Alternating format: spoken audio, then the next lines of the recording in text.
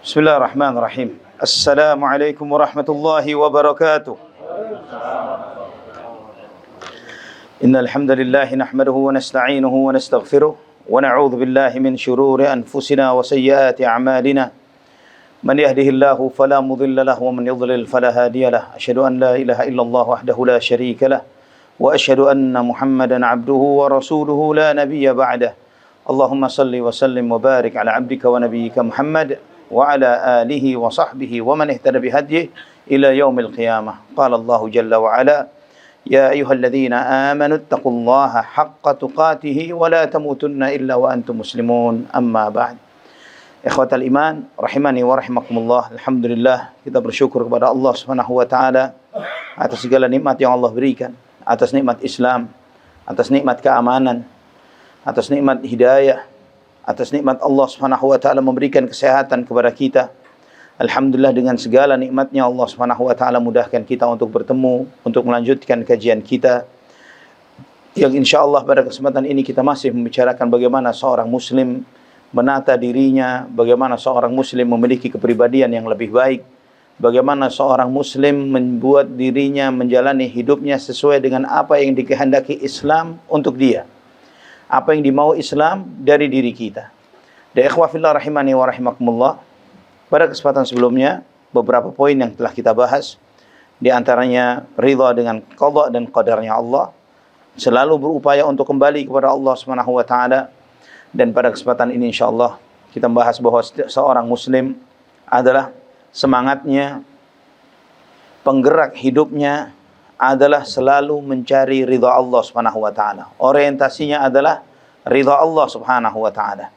Semua amalannya dia upayakan adalah mencari ridha Allah Subhanahu wa taala. Setiap langkahnya mencari ridha Allah Subhanahu wa taala. Dan itu ikhwah fillah menyelamatkan dia dari sibuk mencari muka. Karena kehidupan manusia di zaman modern ini, ketika setiap orang boleh menampilkan dirinya, semua punya akun di Instagram, di Facebook, ya, dan yang lain sebagainya. Semua boleh ngomong, semua boleh bicara, semua boleh nampang, ya. Akhirnya setiap orang sibuk cari muka. Ya, sibuk cari muka. Muka A, muka B, muka C. Cari muka, ridha muka si A, si B enggak suka. Cari ridhanya si B, C enggak suka. Terus demikian. Ya, sibuknya adalah mencari banyak muka manusia, dan ini repot. Ya, bagaimana mencari ridhanya manusia? Ada kata Imam Syafi'i, ghayatun la tudrak. Tujuan yang tidak bisa dijangkau, mencari ridhanya manusia. Ketimbang sibuk cari banyak muka yang susah dicari ridhanya, lebih baik mengharapkan ridhanya satu wajah, yaitu wajah Allah Subhanahu wa taala. Bas, dengan mencari ridha Allah Subhanahu wa taala, semua akan dibuat mudah oleh Allah Subhanahu wa taala. Sebagaimana hadis Nabi sallallahu alaihi wasallam yang diriwayatkan oleh Imam At-Tirmidzi dan yang lainnya, man iltamasa ridallahi bi sakhatin nas radhiyallahu anhu wa arda anhu nas. Wa man iltamasa ridhan nas bi sakhatillah sakhitallahu alaihi wa askhata alaihi nas. Barang siapa yang mencari ridhanya Allah, dan di dalam mencari ridhanya Allah ini membuat orang tidak suka, karena mengharap ridha Allah, orang enggak suka, orang benci, orang marah, Allah akan ridha kepada dia, dan Allah membuat manusia akan ridha kepada orang tersebut. Sebaliknya, orang yang mencari ridhanya manusia, mengharap orang lain suka terhadap dia, tapi membuat Allah murka, Allah akan murka terhadap orang itu, dan Allah akan membuat orang semua akan murka kepada dia. Rugi. Rugi dunia, rugi akhirat. Maka orang yang selalu memunculkan image yang berbeda dengan aslinya dirinya, selalu mengharap mendapatkan banyak pengakuan dari banyak orang, banyak pengikut kah, atau banyak yang menyukainya dan lain sebagainya, sehingga dia harus membuat dirinya pura-pura seperti orang baik. Allah pasti bongkar aibnya. Pasti dibongkar aibnya oleh Allah Subhanahu wa taala.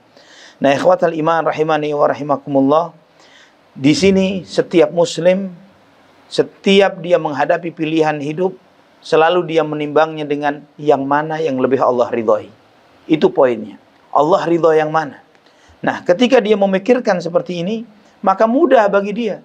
Ketika banyaknya simpangan-simpangan jalan, membuat dia mudah untuk memilih. tidak menjadi orang yang ambigu, yang tidak jelas, tidak membuat orang itu yang punya standar ganda. Ya, tapi dia hidupnya sesuai dengan ridhanya Allah. Oh, Allah ridha untuk belok kanan, belok kanan. Allah ridhanya berhenti, stop, berhenti. Sesuai dengan ridhanya Allah, bukan sesuai dengan egonya. Nah, ikhwatal iman rahimani wa rahimakumullah. Jadi tidak menjadi orang yang memiliki standar ganda yang membuat orang itu jadi aneh melihat orang seperti ini. Ketika dia di satu sisi taat kepada Allah, di sisi lainnya maksiat. Pilih-pilih di dalam beragama. Di satu sisi dia mengatakan ini halal, ini halal, ini halal, itu haram, sesuai dengan seleranya dia. Tapi dalam kondisi yang lain, bisa jadi nggak ada yang haram, halal, halal, halal, halal. Ya, sesuai momentumnya. Nah, ini faedah lagi momentum ngumpulin faedah, nggak ada haramnya, semua halal. Ikhwafillah rahimani wa rahimakumullah. Dan ketika seseorang itu orientasinya adalah ridhanya Allah, dia tidak akan menjadi seperti ini. Ikhwatul iman. Jangan sampai misalnya sebagian orang, dia ketika sholat di masjid, khusyuk, Masya Allah, tabarakallah. Tapi ketika bisnis, usaha, kamal Yahud. Ya, riba, oke, ghish, halal, haram, ahlan wa sahlan. Selama ada faedahnya. Ini, mana ridhonya Allah subhanahu wa ta'ala yang dia harapkan. Ikhwafillah, ketika seseorang itu mengharapkan ridhonya Allah subhanahu wa ta'ala, maka itu yang coba dia tegakkan di dirinya, di rumah tangganya, dengan istrinya, dengan anak-anaknya, dengan lingkungannya. Ukurannya ridhonya Allah, bukan ukurannya egonya. Ketika dia harus emosi terhadap pasangannya atau terhadap anaknya, dia tanya, ini ridho Allah, ridholah ketika anak marah dalam hal yang seperti ini. Atau sebaliknya, Allah ridho terhadap sikap yang sebaliknya. Maka itu akan mengontrol dia, ikhwatul iman, mengontrol dia untuk terus mengharapkan ridha Allah subhanahu wa ta'ala. Dan orang-orang yang timpang, yang ambigu, yang tidak jelas, yang punya standar ganda, yang dia ini sekali waktu dia menjalani perintah Allah subhanahu wa ta'ala karena sesuai dengan kehendak dirinya, menjauhi larangan Allah karena sesuai dengan seleranya, dan ketika hal itu bertentangan dengan kehendaknya dan seleranya, maka dia langgar itu semuanya. Ini bukan menyembah Allah subhanahu wa ta'ala, tapi menyembah hawa nafsunya. Ittakhadha ilahahu hawahu.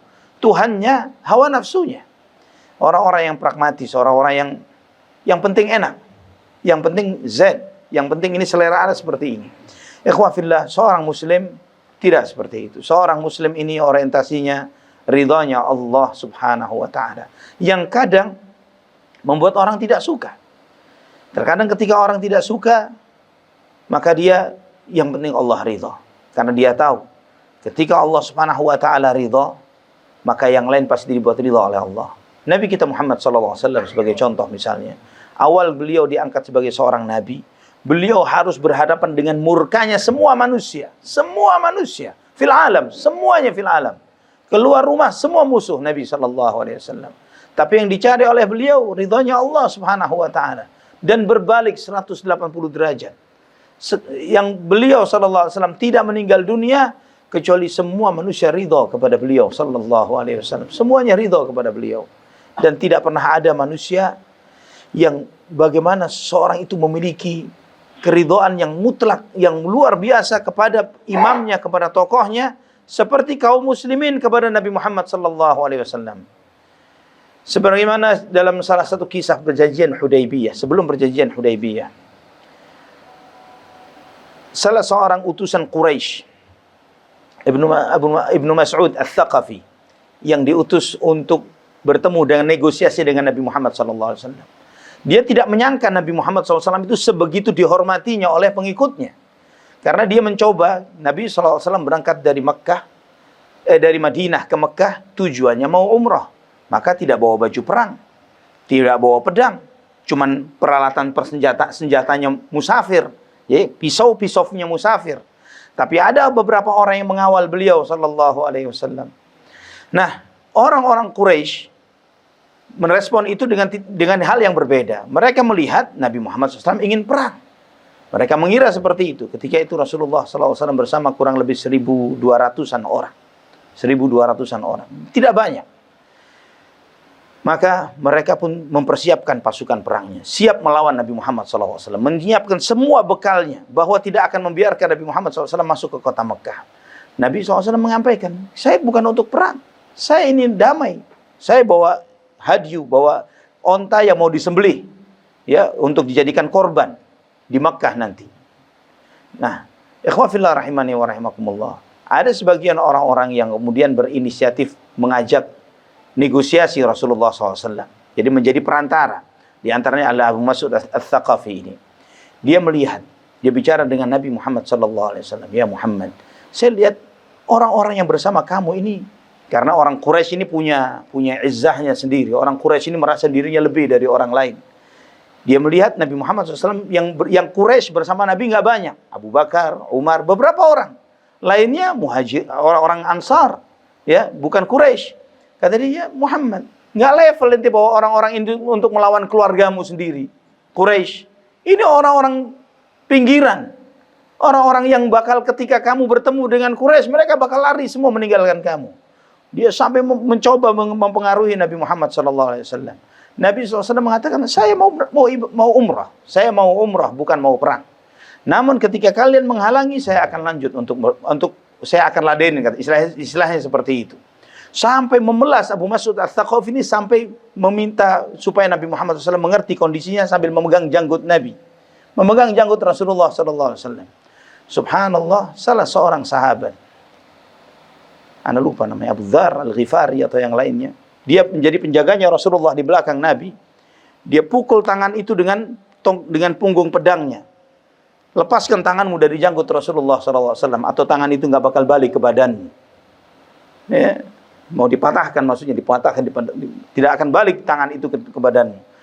Dan kemudian, ikhwah fillah rahimani wa rahimakumullah, utusan ini pulang ke Quraisy. Mereka menyampaikan kepada Quraisy, wahai Quraisy, saya melihat orang-orang yang bersama Muhammad sangat hormat kepada beliau. Saya pernah ketemu dengan Kaisar Romawi. Saya bertemu dengan Kisra Persia. Saya bertemu dengan Heraklius. Saya tidak pernah menemukan bagaimana pengikutnya mengagungkan tokohnya seperti pengikutnya Muhammad SAW mengagungkan Muhammad SAW. Sampai ketika beliau meludah, mereka berebut mengambil ludahnya. Ketika beliau SAW wudu, mereka berebut mengambil air wudunya. Sampai Nabi SAW ketika beliau berbicara, semuanya diam, tidak ada yang berbicara.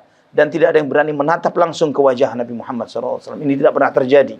Dan saya lihat mereka tidak akan melepaskan beliau begitu saja. Ini salah satu bagaimana Allah Subhanahu wa ta'ala menunjukkan bagaimana ketika Allah Subhanahu wa ta'ala ridha kepada seorang hamba, Allah buat manusia ridha kepada dia. Dan akhirnya pun kita melihat, idza jaa nasrullahi wal fath wa ra'aitan nasa yadkhuluna fi dinillahi afwaja. Ketika datang pertolongan Allah dan kota Mekah ditaklukkan, kamu melihat manusia berbondong-bondong masuk agama Allah, memasuki agama Allah Subhanahu wa taala. Ikhwah fillah, orang yang mencari ridhonya Allah pasti menang. Pasti dia menang.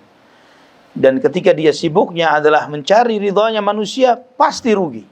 Rugi dunia, rugi akhirat. Dunia dia rugi karena dia tidak akan mendapatkan ridhonya manusia. Berapa banyak manusia yang disanjung-sanjung, dielu-elukan di awalnya, belum turun sudah banyak manusia menghinakannya. Berapa banyak manusia seperti ini? Awalnya banyak manusia menyanjung-nyanjungnya. Ini orang yang sibuk mencari ridha manusia. Ikhwah fillah rahimani wa rahimakumullah. Juga seorang muslim, di antara sifat atau karakter seorang muslim adalah selalu berusaha menjalankan semua perintah Allah. Menjalankan perintah Allah Subhanahu wa taala. Seorang muslim itu dia jujur, dia sadar bahwa Allah Subhanahu wa taala mewajibkan baginya kewajiban-kewajiban. Yang paling mendasar dari kewajiban itu salat 5 waktu. Salat ini ikhwah fillah rahimani wa rahimakumullah adalah pilarnya agama. Wa amuduhu as-salah wa dzurwatu sanamihil jihadu fi sabilillah. Kata Nabi SAW, dan tiangnya Islam itu adalah salat. Pilarnya dan puncaknya Islam adalah jihad di jalan Allah Subhanahu wa taala. Artinya mustahil seorang muslim dia tegak agamanya tanpa salat. Mustahil seorang muslim masih memegang Islamnya namun dia tidak menjalankan salat. Salat ini ikhwatal iman rahimani wa rahimakumullah adalah rukun Islam terpenting setelah syahadat. Anggap ini misalnya rukun Islam yang 5. Syahadat, salat, zakat, puasa, haji. Dan kita memegang din ini, memegang agama ini dengan 5 rukun ini. Ketika seseorang tidak haji, salatnya masih kepegang. Ketika dia tidak zakat, agamanya masih kepegang.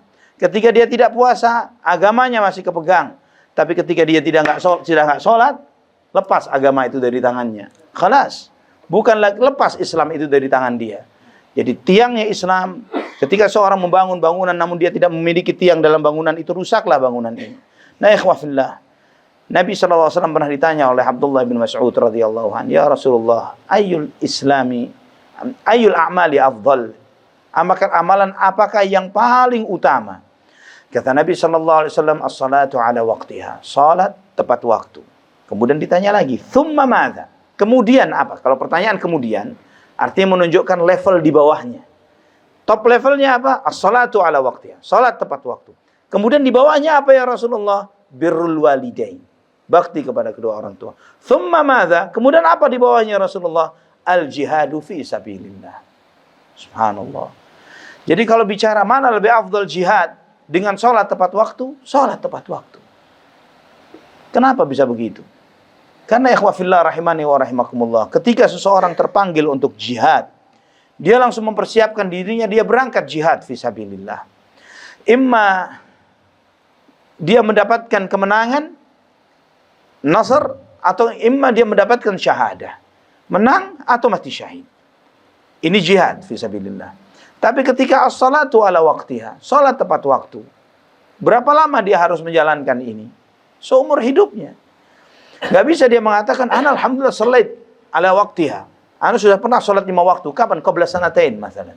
2 tahun yang lalu, Masya Allah, tabarakallah, ana ala waqtiha. Al-an, khalas, banyak urusan dan lain sebagainya. Bukan as-salatu ala waqtiha.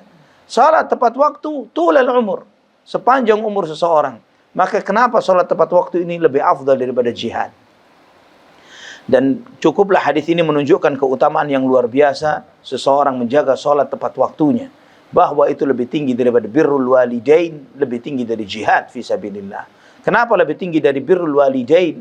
Karena sholat ini haknya Allah, haknya syahadat la ilaha illallah atau syahadat asyhadu an la ilaha illallah adalah sholat 5 waktu. Dan sholat ikhwatal iman rahimani wa rahimakumullah, seorang muslim, dia tidak akan dilalaikan dari sholatnya. Sesibuk apapun dia. Cukuplah perintah Allah bagi kaum muslimin yang sedang berjihad, berperang di jalan Allah, disyariatkan untuk sholat khauf. Sholat 5 waktu dengan kondisi perang. Musuh di depan mata, jangan tinggalkan sholat. Apa uzur meninggalkan sholat setelah itu? Dalam kondisi perang, di hadapan musuh. Allah syariatkan sholat khauf. Ikhwah fillah. Di samping itu juga Nabi SAW menyampaikan tentang keutamaan sholat 5 waktu ini. Di antaranya beliau bersabda, "Ara'aitum law anna nahran bibabi ahadikum yaghtasilu minhu kulla yawmin 5 marratin hal yabqa min daranihi syai'un?" Bagaimana menurut kalian jika di antara kalian ada sungai di depan rumahnya dan kemudian dia mandi dari sungai itu sehari 5 kali? Apakah ada tersisa kotoran pada dirinya? Para sahabat, la yabqa minhu daran ya Rasulullah. Enggak mungkin tersisa kotorannya ya Rasulullah. Fadzalika mathalus salawatil khams yamhullahu bihinnal khataya. Itulah perumpamaan salat 5 waktu yang dengannya Allah menghapuskan dosa-dosa. Artinya ikhwah fillah, antum tadi salat Isya. Salat Isya ini menghapuskan dosa antara maghrib dan Isya. Salat maghrib menghapuskan dosa antara asar dan maghrib. Salat asar menghapuskan dosa antara zuhur dan asar. Salat zuhur menghapuskan dosa antara subuh dan zuhur. Dan salat subuh menghapuskan antara isya dan subuh. Terus. Dan kita, ya Rabb, kita pasti mati bainal awqat. Pasti mati di antara waktu-waktu salat. Kapan meninggalnya? Ba'dal maghrib, qablal maghrib, ba'da subuh, qabla. Hakadha. Dalam kondisi, ya Rabb, dalam kondisi diampuni dosanya oleh Allah Subhanahu wa taala jika menjaga salat 5 waktu. Ikhwatal iman rahimani wa rahimakumullah. Allah Subhanahu wa taala menurunkan firman-Nya di dalam surat Hud ayat 114. Wa aqimis salata tarafayn nahari wa zulafan minal lail innal hasanati yudhhibnas sayyi'at. Dan tegakkanlah salat di penghujung-penghujung siang. Ini mencakup zuhur, asar, maghrib, dan isya. Dan di akhir malam, yaitu salat subuh. Ini tentang salat 5 waktu. Innal hasanat yudhibnas sayyi'at. Sesungguhnya kebaikan-kebaikan itu menghapuskan dosa-dosa. Ada sebuah riwayat dalam Sahih Bukhari dan Muslim. Ada seseorang datang kepada Nabi sallallahu alaihi wasallam. Dia menyesal karena berbuat dosa. Dia bilang, "Ya Rasulullah, saya salah, saya berbuat dosa. Saya mencium wanita yang bukan mahram saya." Dia minta ditegakkan had. Didiamkan oleh Nabi SAW. Subhanallah, setelah menyampaikan ini, sholat. Ada turun waktu sholat, kemudian dia sholat bersama Nabi SAW. Dan kemudian selesai sholat, dia menyampaikan lagi kepada Nabi SAW. "Ya Rasulullah, saya telah berbuat salah. Saya mencium wanita yang bukan mahram saya." Nabi SAW bertanya, "Kamu tadi sholat bersama kami?" "Iya." "Allah sudah ampuni dosamu.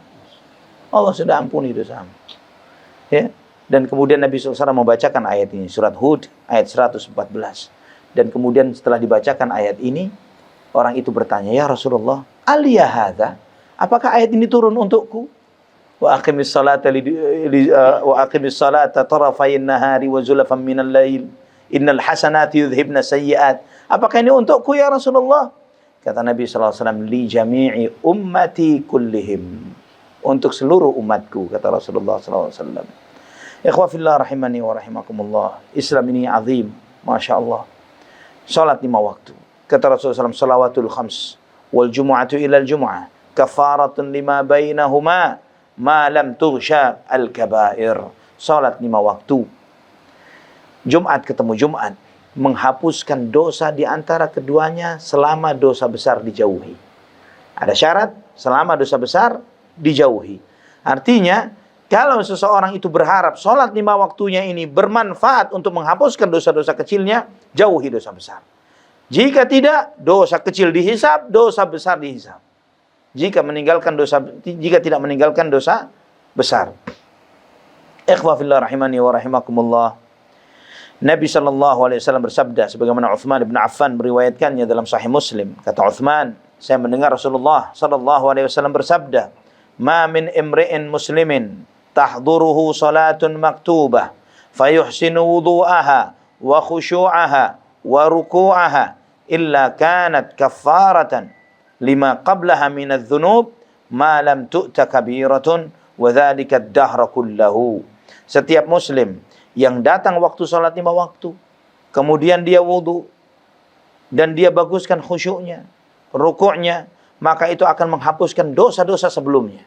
Dan selama dia tidak melakukan dosa besar, dan itu berlaku sepanjang waktu, sepanjang seumur hidupnya. Dan sangat banyak ikhwafillah rahimani wa rahimakumullah keutamaan dari menjalankan sholat 5 waktu. Terlebih bagi seorang laki-laki, sholat 5 waktu itu di masjid. Sholat 5 waktu itu dilaksanakan berjamaah. Cukup ikhwafillah jika Nabi SAW menyampaikan bahwa salatul jama'ati afdalu min salatil fadhi bi 27 darajah.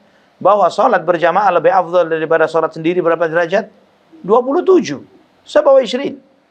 Anggap 27 kita nggak kepikir satunya berapa. Sehingga kita meremehkan dari 1, 2, 3 ila 27 ini tadi. 27. Andai kata misalnya kita nominalkan aja. Salat 5 waktu di rumah per waktu dapat 1.000.000. Salat 5 waktu di masjid per waktunya dapat 27 juta. Kira-kira bakal ada yang salat di bed? Nggak bakalan ada yang salat di rumah. Sedangkan janjinya Allah, kata Nabi SAW, 2 rakaat salat sunnah sebelum subuh khairun minad dunya wa ma fiha. Lebih baik daripada dunia dan seisinya. Apalagi wajibnya. Apalagi wajibnya. Jika salat sunnahnya khairun minad dunya wa ma fiha, kaifal wajib, kaifal fariḍah? Yang wajib nggak kebayang. Tapi anggap 1 juta, artinya 1 derajat 1 juta, 27 derajat 27 juta. Siapa ya? Ana cukup deh, sehari 5 million yakfini, khalas, alhamdulillah. Tapi lihat tetangganya sebelah, 27 juta kali 5 per hari. Allah muncul hasadnya. Tidak akan terima dia. Ente dapat segitu, ana cuma segini. Lah, bukra ana akan berlomba dengan ente. Karena dunia. karena dunia. Ikhwa fillah rahimani wa rahimakumullah. Nabi sallallahu alaihi wasallam menyampaikan, "Idza tawaddaa al-muslim," jika seorang muslim berwudu, "thumma kharaja ila al-masjid," wudu dan kemudian dia berjalan ke masjid, "la yukhrijuhu illa shalah." Niatnya adalah salat. "Walam yakhtu khutwatan illa rufi'at biha darajatan wa hutta anha biha khati'atan." Dan dia keluarnya motivasinya adalah salat, maka setiap langkahnya mengangkat derajatnya, setiap langkahnya menghapuskan dosa. Tiap langkah ke masjid mengangkat derajat, menghapuskan dosa. Dan ditambah lagi dari itu, ketika dia dia keluar dari rumahnya, la yazalul malaikatu yusalli alaihi madama fi musallahu wa lam yuhdith.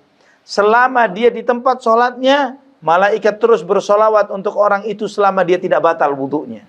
Malaikat mendoakan Allahumma arhamhu, Allahumma firlahu, Allahumma arhamhu. Doanya malaikat buat orang yang berangkat ke masjid dan sholat.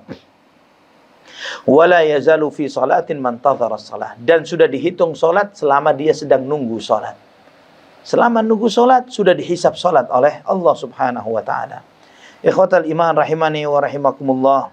Juga Nabi sallallahu alaihi wasallam menjanjikan bahwa setiap orang yang berangkat ke masjid, masjid ini Baitullah. Kita tahu Baitullah. Kalau ada seorang tuan rumah yang karim, yang hormat dan menghormati tamunya, wallahu akramul akramin. Allah lebih karim dari yang karim. Jika Allah menyuruh kita menghormati tamu, bagaimana dengan Allah Subhanahu wa taala? Kata Nabi sallallahu alaihi wasallam, "Man ghada ilal masjid aw raha a'addallahu lahu fil jannati nuzula kullama ghada aw raha." Barang siapa yang pergi ke masjid pagi atau sore atau malam, Allah Subhanahu wa taala sediakan baginya hidangan sambutan setiap dia pergi pagi atau sore itu. Setiap dia pergi ke masjid, Allah sediakan bagi dia hidangan sambutan. Nuzulan itu, nuzul ini hidangan sambutan tuan rumah terhadap tamunya yang dihormati. Allah sediakan itu setiap dia ke masjid. Dan ikhwa fillah rahimani wa rahimakumullah.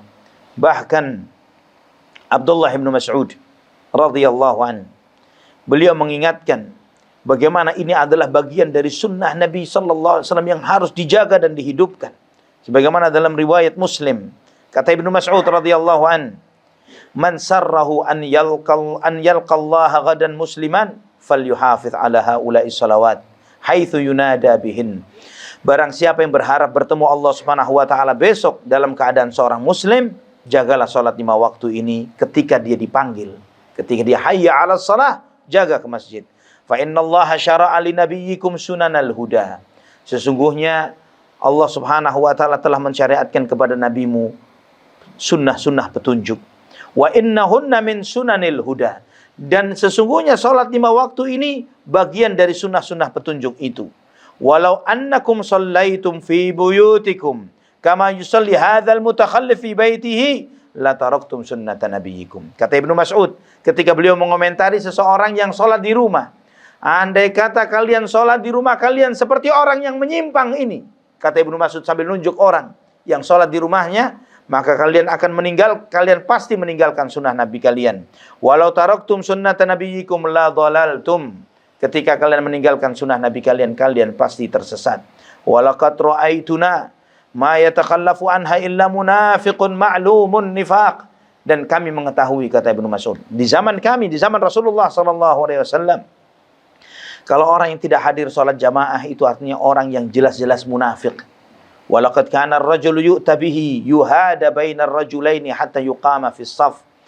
Sedangkan kami melihat bagaimana orang yang sudah lumpuh kakinya, dia dibopong dari rumahnya dan diberdirikan di shaf atau didudukkan di shaf.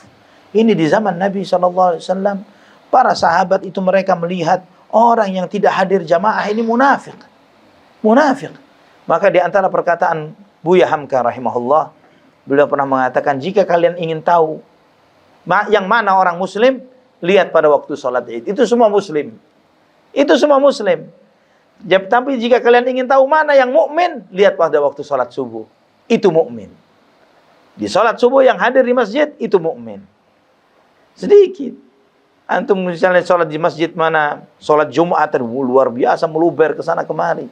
Tadi misalnya sholat Isya atau besok sholat subuh, kelas kemajuan softnya, ya maju sampai soft yang paling depan saja.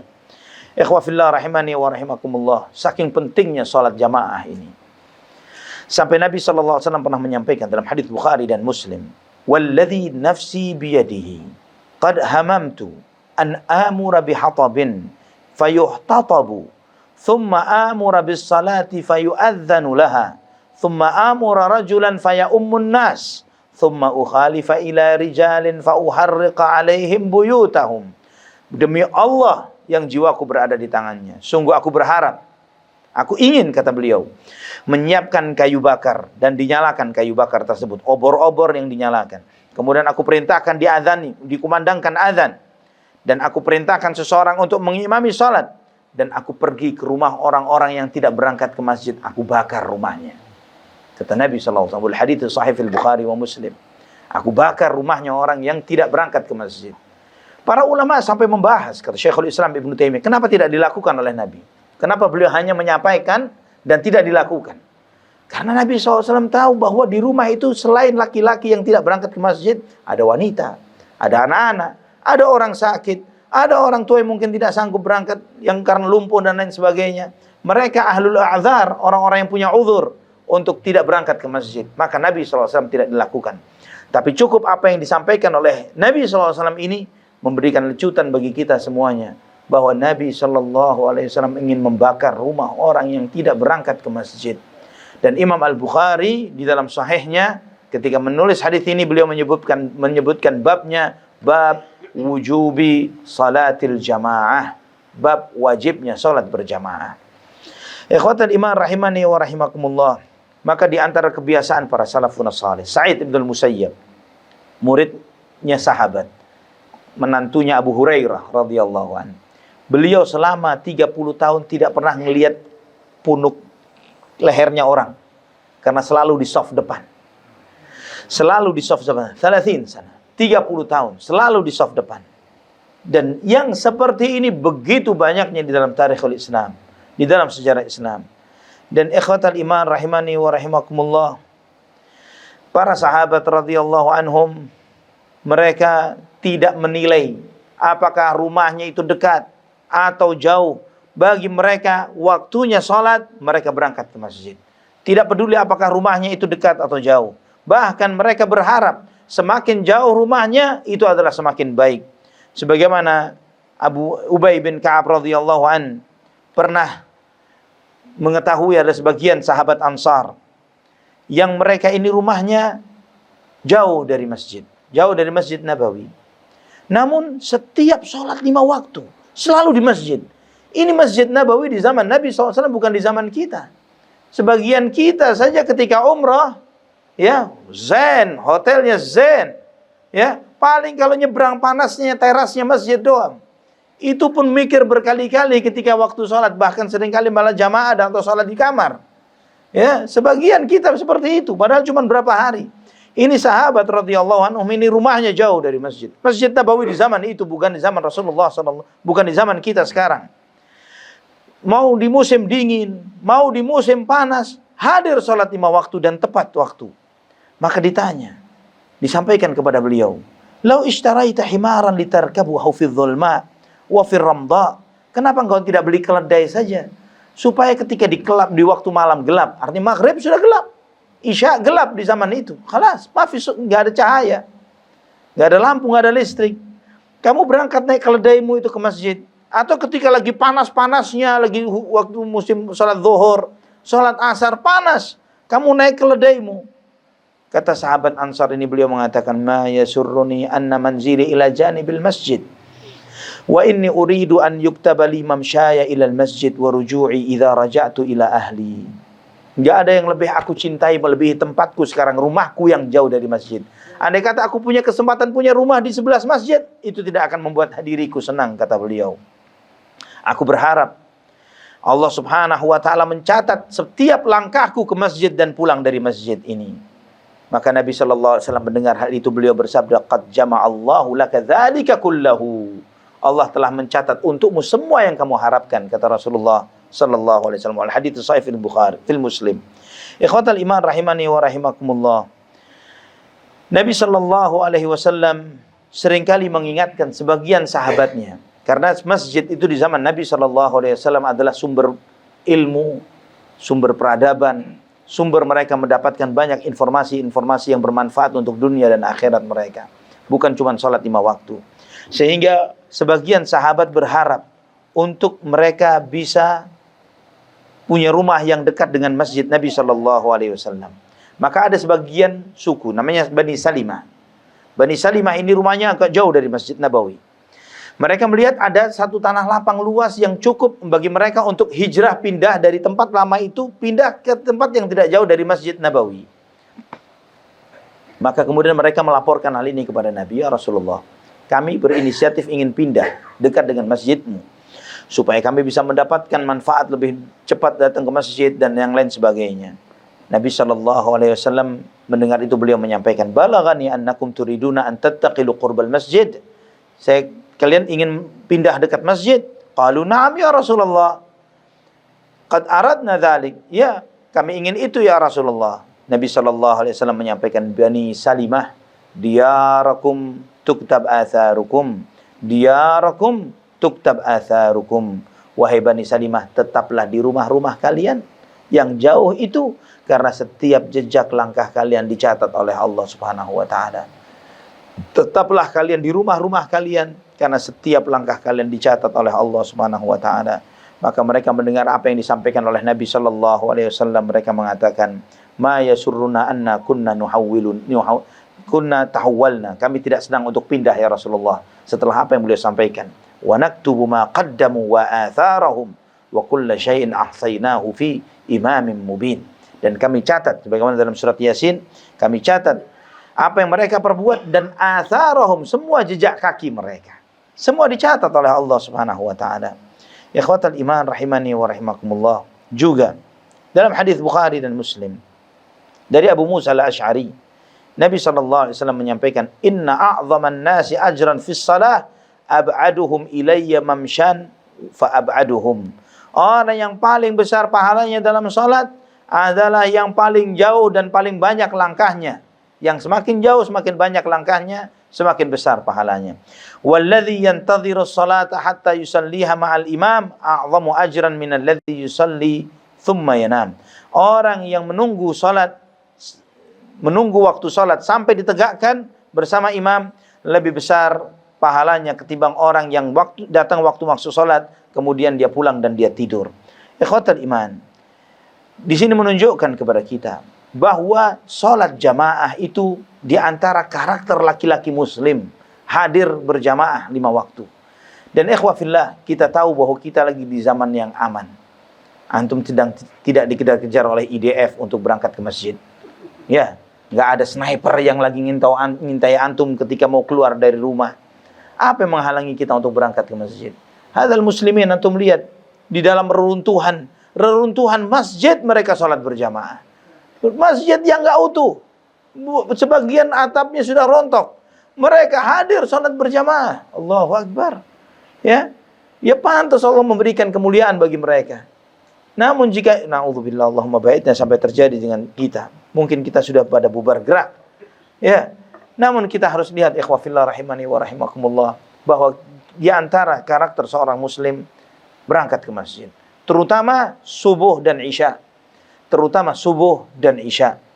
Karena 2 solat ini adalah solat yang paling berat bagi siapa? Munafik. Kata Rasulullah SAW, laisa salatun athqala 'alal munafiqina min salatil fajr wal isya, walau ya'lamuna ma fihima la atauhuma walau habwa.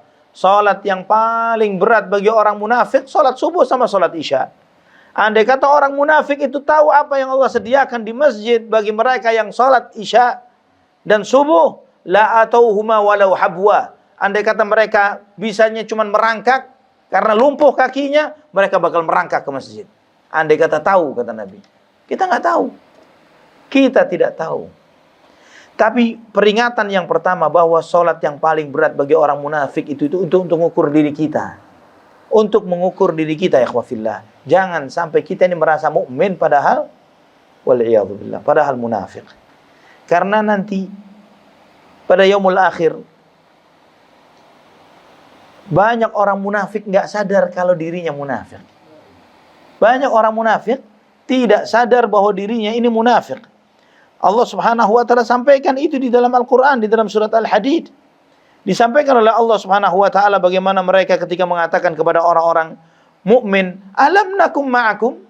Bukankah dulu kita orang bareng-bareng dulunya, sholli bareng, berjamaah, kajian bareng, dan qalu bala walakinnakum fatantum anfusakum wa tarabbastum wartabtum wa gharratkumul amani hatta jaa amrullah. Naam, benar dulu kalian dengan kami, namun kalian lebih suka memfitnah diri kalian sendiri, sibuk dengan maksiat dan dosa. Kalian meninggalkan perintah, kalian melanggar larangan. Ya, wa tarabbastum wartabtum, kalian bimbang, enggak yakin dengan janji-janji Allah. Ya. Dan kalian disibukkan oleh dunia. Wa gharratkumul amani. Kalian ditipu oleh dunia sampai datang ketentuan Allah Subhanahu wa taala. Ikhwa fillah rahimani wa rahimakumullah. Nabi SAW menjanjikan, man shallal isya'a fi jama'atin fa ka'annama qama nisfa al-lail wa man shalla subha fi jama'atin fa ka'annama shalla al-laila kullah. Barang siapa yang salat isya berjamaah dicatat pahala seperti salat setengah malam. Barang siapa yang sholat subuh berjamaah dicatat satu malam penuh. Satu malam penuh. Padahal kita nggak mungkin kuat tidur sholat satu malam penuh. Nggak bakal kuat. Siapa yang kuat satu malam penuh tanpa tidur sholat? Tapi hanya dengan subuh dan isya berjamaah satu malam full, tidur kita bonus dari Allah Subhanahu wa taala. Tidurnya bonus dari Allah Subhanahu wa taala. Ikhwa fillah rahimani wa rahimakumullah. Inilah di antara karakternya mukmin. Di samping dia mencari ridha Allah Subhanahu wa taala, dia menjaga salat 5 waktunya, dan seorang muslim laki-laki salatnya adalah di masjid. Yang perempuan itulah muknah, ya, yang perempuan pakai muknah di rumah. Tapi seorang laki-laki fil masjid. Itulah salatnya seorang muslim, dan mengejar saf-saf terban. Mengejar saf-saf terban. Innallaha yuhibbul ladzina yuqatiluna fi sabilihi saffan ka'annahum bunyanun marsus. Allah Subhanahu wa taala mencintai orang-orang yang berperang di jalan Allah yang bersaf-saf seperti bangunan yang kokoh. Kita salat bukan untuk berperang, tapi kalau untuk mengalahkan hawa nafsu saja kita nggak sanggup, kaif menghadapi musuh? Ya, menghadapi musuh. Kena petasan saja sudah gemeteran kita, apalagi kena bom. Wal iyadu billah. Nas'alullah as-salamata wal afiyah. Ini ikhwah fillah. Insyaallah pada kajian berikutnya masih kita bahas beberapa karakter muslim terkait dengan dirinya dan Tuhannya, yaitu bagaimana mereka memperbaiki ibadah sholatnya, sholat dengan baik. Seperti apa itu insyaallah pada kajian yang akan datang. Wallahu a'lam bishawab. Barakallahu fikum. Nah, fadhal. Assalamualaikum. Wanita yang sholat di rumah pahalanya itu bukan 27 tapi tambah 1 28. Dan mana juga tidak ada hadis yang mengatakan bahwa wanita pahalanya lebih, artinya dari 27 derajat menjadi 28. Jadi satu munfarid maksudnya. Lah, bismillah. Kemudian bagaimana jika seorang istri mengajak berjamaah di rumah? Nah, pertama, sholatnya wanita lebih afdal di rumah daripada di masjid. Ya, hatta bahkan andai kata wanita itu min ahlil Madinah, wanita penduduk kota Madinah, ya. Ada seorang muslimah, seorang sahabiyah datang kepada Nabi SAW dan mengatakan, ya Rasulullah, inni uhibbus salata ma'ak. Aku ingin salat bersamamu. Kata Nabi SAW, laqad alimtu annaki tuhibbina salata ma'i. Aku tahu bahwa kamu menyukai salat bersamaku. Walakin salatuki fi baitiki khairin min salatuki fi masjidi hadha ma'i. Namun salatmu di rumahmu lebih afdal daripada salatmu di rumah, di masjidku bersamaku. Jadi salatnya seorang muslimah di baitnya afdal daripada salat di Masjid Nabawi, bermakmum kepada Nabi SAW. Terus bagaimana kalau istri kita ngajak salat jamaah? Antum salat ba'diyah di rumah, dia salat isya. Misalnya isya contohnya. Ba'diyahnya di rumah salat 2 rakaat, salam, dia melanjutkan 2 rakaat sisanya. Ya, bukan salat wajibnya. Wallahu a'lam bishawab. Nah. Kalau sedang ibadah umrah, perempuan dia perlu salat di masjid. Nah, masjid. Karena dia dalam kondisi yang spesifik. Ya, karena kenapa spesifik? Bahwa kondisi ketika dia di Mekah atau di Madinah ini temporer, sebentar. Maka dia mengambil kesempatan dari waktu yang berkah atau tempat yang berkah yang sedang dia berada pada saat itu. Wallahu a'lam bishawab. Assalamualaikum. Nah, lahzah. Kotor. Yang di konteks dulu. Antum dalil konteks apa konteks?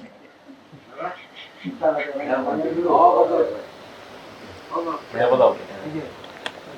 Tadi dengar hadis-hadis yang Rasulullah membakar rumah yang atau munafik atau hadis yang ama yang Iya. disuruh Rasulullah. Iya. Itu artinya orang salat mukbal salat atau salat masjid. Tapi ada hadis lagi yang awal Rasul bilang salatul jamaah afdal min salatul fardh 27 derajat. Nah. Kita paham nih hadis yang awal orang mesti sembahyang di masjid. Hadis yang kedua boleh sembahyang di rumah. Nah. Ini yang benar gimana? Barakallahu fiik. Nah, ketika Allah Subhanahu wa taala menjelaskan keutamaan suatu amalan, bukan berarti amalan itu tidak wajib. Berapa banyak keutamaan salat 5 waktu seperti kita bahas, keutamaan puasa Ramadan dan yang lain sebagainya, dan itu tidak menafikan bahwa salat 5 waktu atau puasa Ramadan itu sebagai sebuah kewajiban. Termasuk juga salat berjamaah bagi laki-laki. Namun ketika Nabi SAW menyebutkan bahwa salat sendiri di rumah itu dapat 1 dan salat berjamaah di masjid 27 untuk menunjukkan bahwa salat itu sah, tapi cuma segitu dia dapatkan. Ya, dan di samping itu berdosa. Ya, sebagaimana disampaikan oleh para ulama, karena Nabi SAW tidak mungkin beliau sampai mengancam dengan mengatakan bahwa mau dibakar rumahnya. Kemudian Nabi SAW sholat yang paling berat bagi orang munafik. Juga misalnya Abdullah ibn Ummi Maktum, ya, sahabat yang buta, datang kepada Nabi minta izin untuk enggak ke masjid. Pertama diizinkan oleh Nabi. Belum pergi jauh dipanggil, hal sami'tan nida, kamu dengar azan? Ya dengar ya Rasulullah. Fa'ajib, maka datang. Padahal dalam kumpulan riwayat disampaikan saya buta ya Rasulullah. Rumah saya tidak jauh, tidak dekat dengan masjid. Nggak ada yang nuntun saya ke masjid. Ya, dan kadang saya terbentur dengan pohon, batu, dan saya tidak tahu yang di jalan saya. Itu kata Nabi SAW, ajib, datang. Uzur kita apa? Ya, ini coba menyampaikan beberapa uzur yang kita nggak punya. Tapi kita tidak punya uzur-uzur itu, tapi sholatnya di rumah. Allah musta'an. Bentar, fadhal. Nah.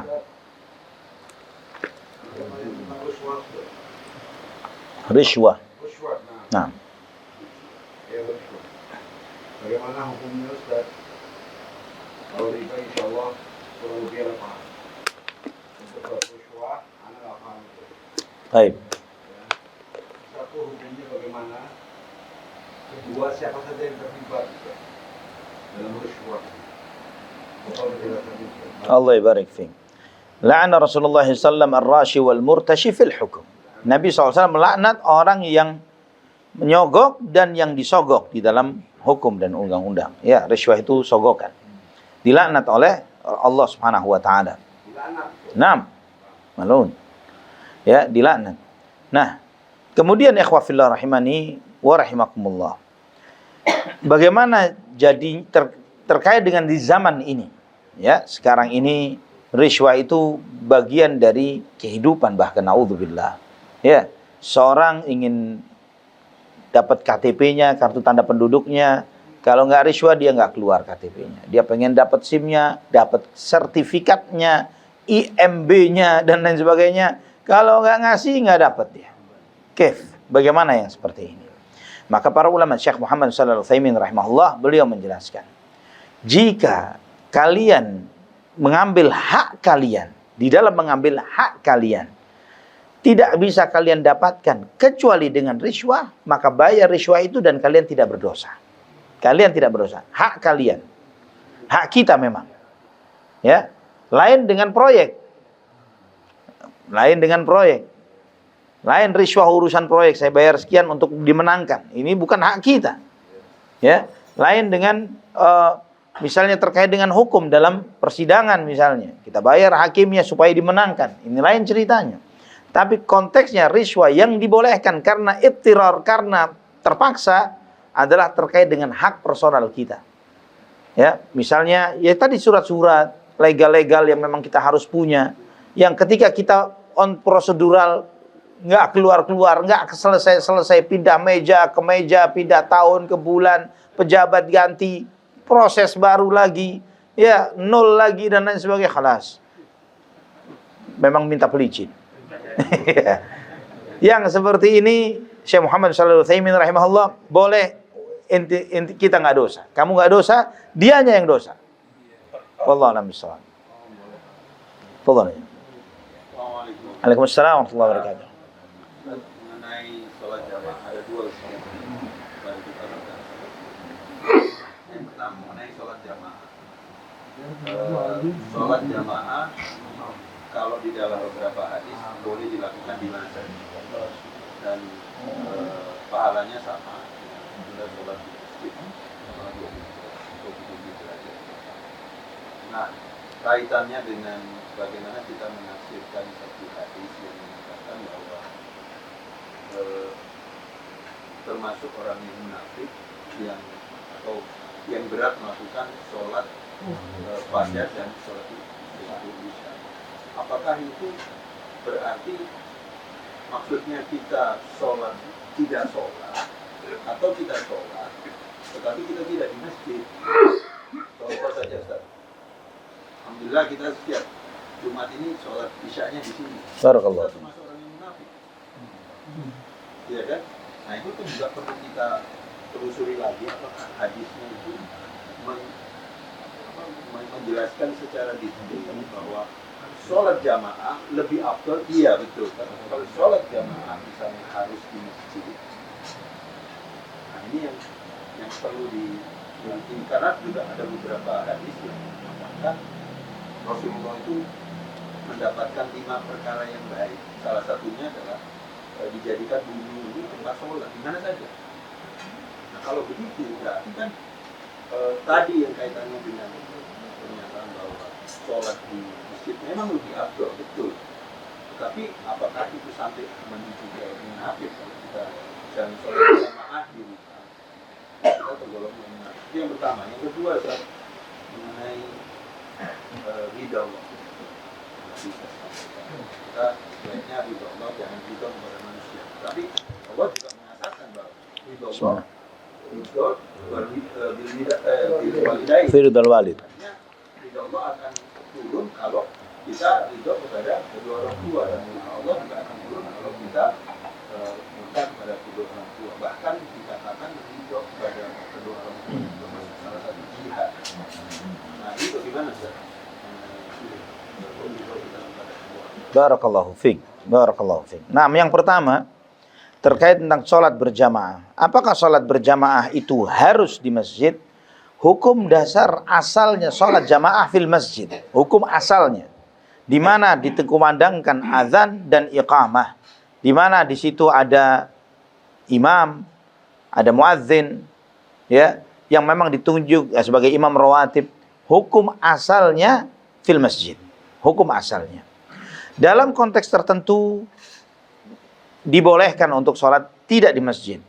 Misalnya ada uzur-uzur yang menghalangi seseorang untuk tidak sholat berjamaah ke masjid. Seperti orang yang dafi'ul akhbathain, misalnya orang yang sedang menahan buang air besar atau buang air kecil, sehingga dia terhalang untuk dia ke masjid. Orang yang sakit, musafir di dalam perjalanan. Kemudian juga turunnya hujan. Ya, ketika turun hujan.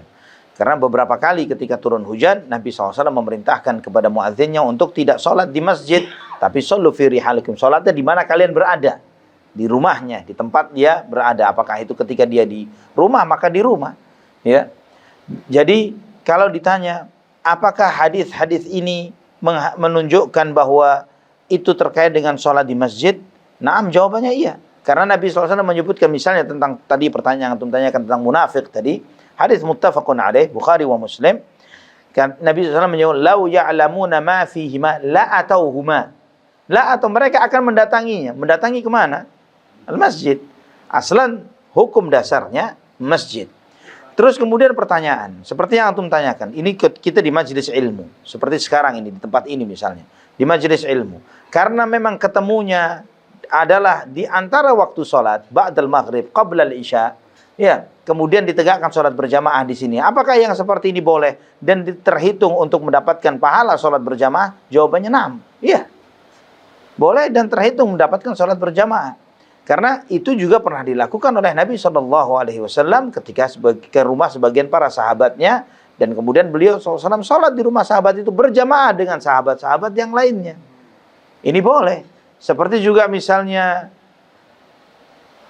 Mu'adz bin Jabal radhiyallahu an, beliau jadi imam kaumnya setelah jadi makmumnya Nabi SAW. Dia pulang jadi imam bagi kaumnya. Ya, dia imam sholat sunnah, kaumnya sholat wajib. Itu dilakukan. Ya, ketika beliau memanjangkan sholatnya, kemudian Nabi menegurnya, "Turiduna an takuna fattanan ya Mu'adz." Itu beliau menjadi imam sholat di aslinya bukan di masjid musal, tapi istilahnya di komplek di rumahnya yang bersama beberapa orang yang ada di situ. Jadi ikhwah fillah rahimani wa rahimakumullah, ini tidak bertentangan dengan hadis yang tadi Anda sampaikan, waju'ilat lil arda tahuran wa masjidah. Aku diberikan kelebihan, di antaranya adalah dijadikan bumi ini semuanya adalah sarana bersuci dan masjid. Ya. Ini tidak menafikan. Tapi kita harus sadar bahwa hukumnya bumi di luar bangunan masjid berbeda dengan hukumnya bangunan masjid. Kalau Nabi SAW mengatakan dijadikan bumi ini bagiku adalah sarana bersuci dan masjid, apakah artinya kita bisa sholat tahiyatul masjid dimanapun? Jawabannya lah, fil masjid. Ya kan? Sholatnya fil masjid. Jadi itu menunjukkan bahwa ju'ilat lil ardu tahuran wa masjidah, maksudnya adalah bahwa dimanapun kita berada, tidak punya alasan bagi kita untuk enggak sholat. Tetap sholat. Mau di tengah hutan, mau di tengah padang pasir, mau di atas kereta, mau di atas pesawat, mau dimanapun, al-ard hadza tahurul masjid. Tidak ada alasan untuk anak belum sholat karena enggak ketemu masjid. Wallahu a'lam bishawab. Terus yang kedua terkait dengan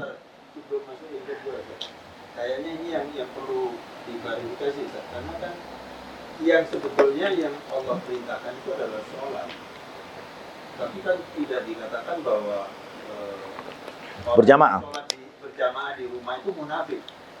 Kalau itu misalnya, Nabi SAW yang sabda ini, Bukhari Muslim. maksudnya begini, Ustaz.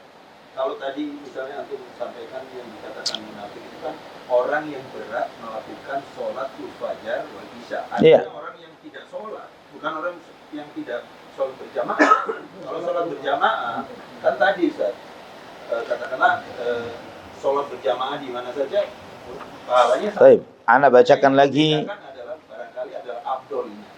Barangkali kalau afdolnya bisa jadi. Nah, Ibnu Mas'ud, ana ulangi lagi perkataan beliau dalam Sahih Muslim. Walaqad ra'aituna ma yatakhallafu anha illa munafiqun ma'lumun nifaq. Ya, dan kami memahami, kita menyadari bersama bahwa tidaklah orang tidak hadir salat berjamaah illa munafiqun ma'lumun nifaq. Kecuali orang munafik yang terang-terangan munafik. Dan beliau tegaskan, walaqad kana ar-rajulu yu'ta bihi yuhada bainar rajulaini hatta yuqama fis shaf. Dan sampai saking pentingnya salat ini, bahkan orang yang lemah, yang dhaif, yang tidak sanggup jalan, dia dibopong oleh keluarganya sampai berdiri atau duduk di shaf. Ini perkataan ini jelas-jelas bukan terkait orang yang tidak sholat, tapi tidak hadir berjamaah di masjid. Karena bagaimana kita nilai orang soli nggak soli kalau dia di bed, kalau di rumah? Kita nggak bisa nilai itu. Tapi yang kedua terkait tentang ridha Allah dan ridha kedua orang tua. Hadzal kalam sahih, barakallahu fik. Bahwa orang tua, ridha orang tua itu ketika kita mengharapkan ridha kedua orang tua kita, itu di antara sarana kita mendapatkan ridhanya Allah. Karena orang tua ini ausatu babil jannah, pintu surga yang paling tengah, yang paling besar, yang paling lebar, yang paling gampang bagi seseorang untuk masuk ke dalam jannah adalah mengharapkan ridhonya orang tua. Bisyar, tapi ada syaratnya. Syaratnya apa? Selama orang tua itu tidak memerintah atau melarang sesuatu yang bertentangan dengan ketentuan Allah Subhanahu wa taala.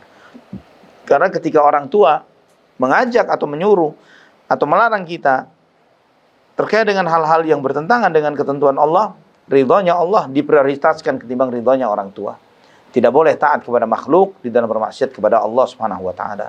Wallahu a'lam bishawab. Barakallahu fikum. Kalau sholat di rumah, ayah sama anak istri gimana? La, Sholat jamaah. masjid, fil masjid, laki fil masjid. Seperti tadi bahwa ketika mau menjadi imam untuk istri kita, sholat sunnah. Dibiasakan seperti itu. Dan ini kita mengajarkan kepada diri kita, anak-anak kita, supaya ya'tadul masjid, punya kebiasaan datang ke masjid. Kebiasaan dekat dengan Baitullah. Ya. Karena kalau Baitullah ini bukan kita yang isi, siapa lagi? Siapa lagi yang bakal memakmurkan masjid kalau kita dan anak-anak kita menjauh dari Baitullah tersebut? Baik jamaah, kita cukupkan dulu sampai di sini. Sambil kita makan mungkin bisa sambil diskusi. Ya, subhanakallahumma bihamdik, asyhadu an la ilaha illa anta, astaghfiruka wa atubu ilaik. Wassalamualaikum warahmatullahi wabarakatuh.